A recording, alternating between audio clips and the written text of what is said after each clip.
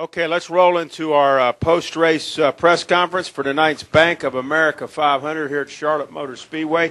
Our race winner, Jamie McMurray. He drives the number 1 Bass Pro Shops Tracker Boat Chevrolet for Earnhardt Ganassi. This is his 3rd win of 2010, his 6th NASCAR Sprint Cup Series victory, his 2nd victory here at Charlotte Motor Speedway. And, Jamie, I know tonight had to be very, very sweet for you. Yeah, absolutely. After coming so close in the 600 earlier in the season, I really felt like anything less than winning this weekend would have been disappointing. We had such a great car in the spring, and it just wasn't good enough on the short run. And tonight it was very similar to that. And as I was catching Kyle towards the end of the race, I'm thinking in my head, I'm like, as long as the caution doesn't come out, we're going to be able to win this thing, because I was catching him pretty fast. And then when the caution came out, I really wasn't sure if I was going to have enough speed to outrun him in 25 or 30 laps. But man, it was just our night. Our car was unbelievable. Those last like 25 or 30 laps, it was effortless to drive, and it had a lot of speed in it. So it was just a really good night for us. Thank you, Jamie. We'll take questions. Go ahead, Jenna. Jenna Fryer, Associated Press. Congratulations, Jamie. Thanks. The 2002 win here, it was different circumstances because you were here for Sterling. To be able to win now 8 years later, was the celebration more intense maybe this time? Because in 2002, out of respect for Sterling, it's completely different. When I won here in 2002,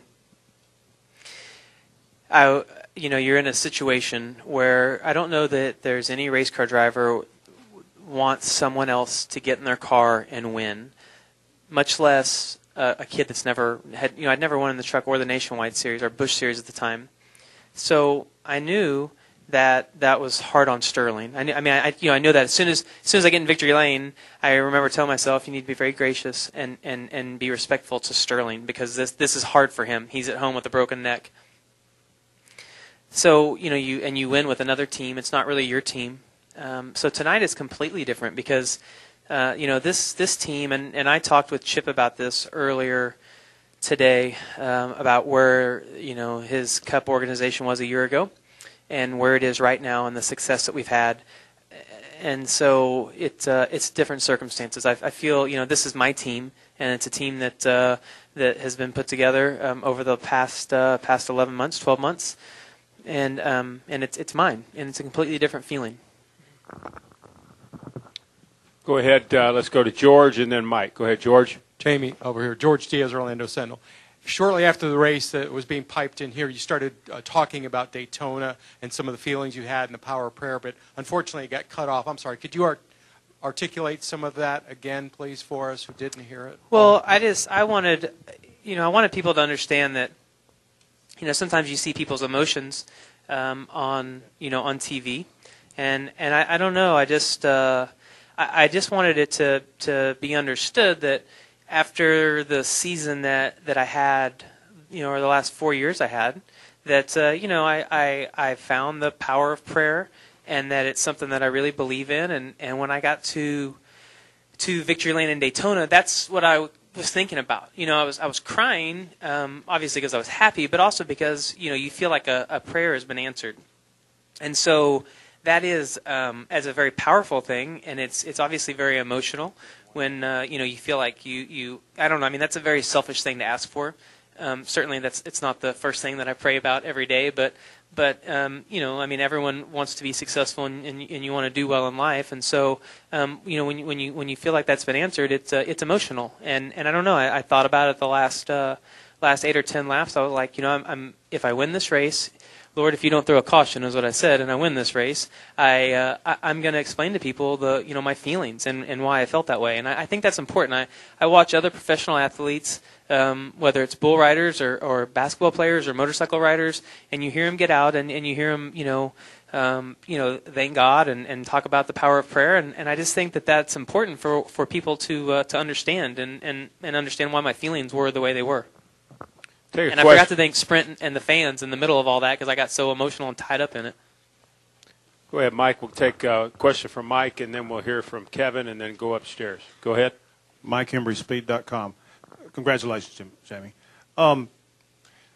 Kyle was disappointed that there was a caution, but you feel like you were going to pass him probably without a caution.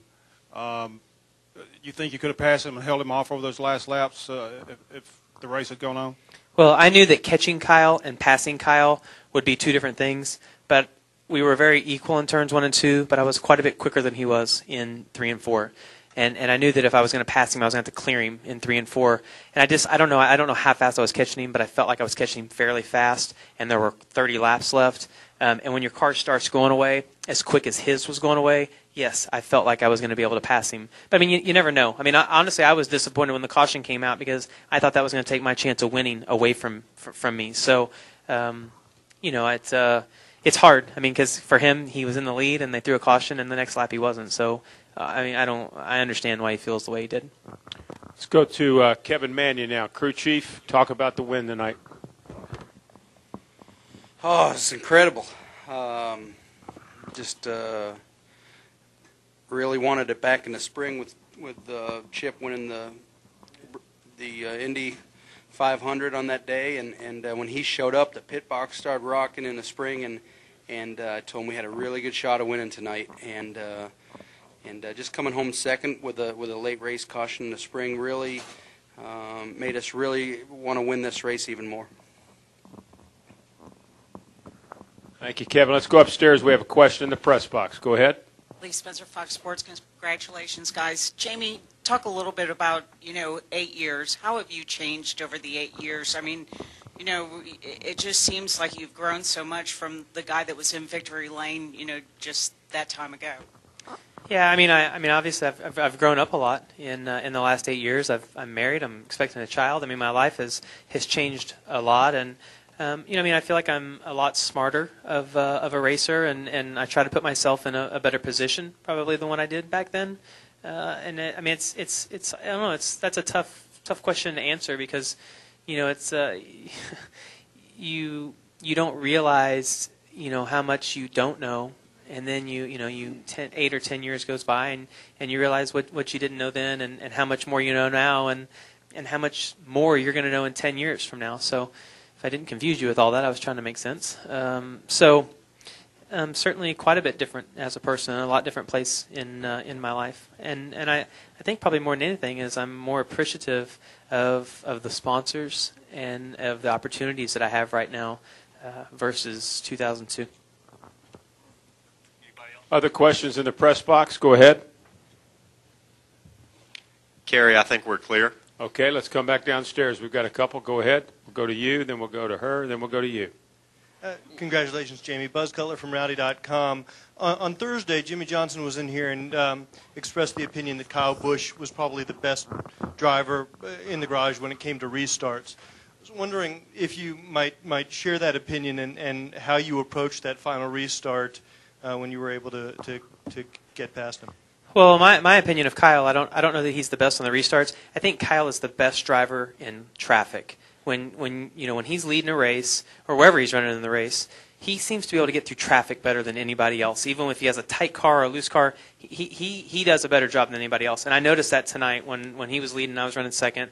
He does a really good job, and I watch him in the Truck Series. I watch him in the Nationwide Series. He's probably the best at that. I don't know that I've paid a lot of attention to the restarts, but restarts have always been really good for me, and I don't know why, but I feel like I do a really good job when the tires spin of not spinning my tires, and it's very hard to discipline yourself when you have 900 horsepower to not continue to push the throttle down until they spin. When they start spinning, you lose a tremendous amount of speed, and it's very hard when victory lane is the difference of spinning the tires and not. And I went through turns 1 and 2 wide open when I got a little bit of a run on Kyle, and I heard the spotter say he's still there, clear. And as soon as I heard clear, it's amazing when his front bumper breaks the plane of your rear bumper, how you feel the car like lunge forward because there's so much drag, I guess, when they're side drafting you. So as soon as I heard the spotter say clear and I felt that, that's a pretty good feeling, I promise you. Go ahead. Jamie, Kim Robertson, Insider Racing News. Hello, congratulations. Thanks. Just wanted to ask about with the situation that's going on with the Meal family this week. How important is this as a morale booster to, keeping with what's going on with Steve and his family? How important is it to keep things up and moving in the shop when there's such a trying time going on with a member of the family? Well, certainly the success that we've had this year is Steve Meal is a huge part of that. And what happened to Shane, I can't imagine the feeling that Steve and his wife had last week with a series of an accident is what Shane was involved in. So I know that's been really tough. And from my side of that, I sent Steve a text and told him, if there's anything I could do, I'll go out of my way to help him and do whatever he needs. I've tried to give him space because I know that everyone is probably texting him, and anyone who has had something devastating happen, whether it's good or bad, like you're trying to answer all the texts, so you're being polite, and you honestly wish people would just quit sending them. So I've tried to give Steve his space, and I have kept up with Shane's progress, whether it's through the people at the race shop or through Lisa Meal's Facebook page. She's been updating that, and certainly his progress looks like it is really good. It seems like it's all good news coming from her Facebook page. But that was a devastating accident, and I know that's really hard on that family. Steve has been a huge part of our team's success this year. So we certainly want him back and want Shane to recover 100%.